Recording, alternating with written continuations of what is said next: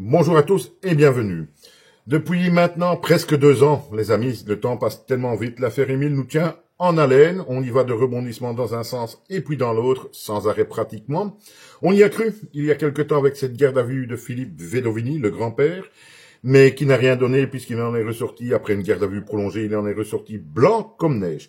Mais il pourrait redevenir encore une fois de plus, je dirais, le suspect numéro 1, avec cette déclaration d'un habitant du Vernet, qu'il affirme haut et fort, il en est même certain.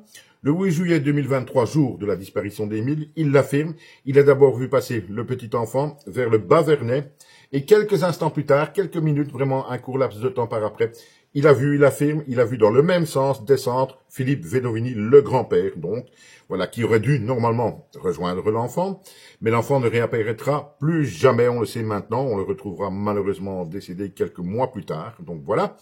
Mais cela, pour moi, ne va pas changer grand-chose à l'affaire. Il faut bien se rendre compte d'une chose, Philippe Vedovini, qui est un personnage particulier, on le sait, c'est un fort caractère, un peu un bourru, si on veut, a quand même fait face à une garde à vue qui, à mon avis, a dû pousser une garde à vue prolongée et il en est ressorti blanc comme neige. Donc moi, je pense profondément que ça ne changera rien et que si Philippe Vedovini, si les coupables, faut toujours employer le conditionnel, si les coupables ne craquera de toute façon jamais. Ça, c'est mon avis. Donc voilà, cette petite info du jour. Je ne sais pas si vous étiez déjà au courant. Ce voisin qui habite à 50 mètres des grands-parents l'affirme haut et fort.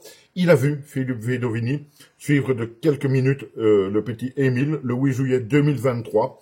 Petit Émile que on ne reverra donc jamais par après, malheureusement. Donc voilà pour cette info. Dites-moi ce que vous en pensez. Est-ce que Philippe Vedovini est le coupable? Peut-être, mais est-ce qu'il va un jour craquer et l'avouer? Et là, moi, je pense que ça va être compliqué, les amis. Je pense qu'on ne saura jamais le fin mot de cette triste et sordide histoire. À bientôt.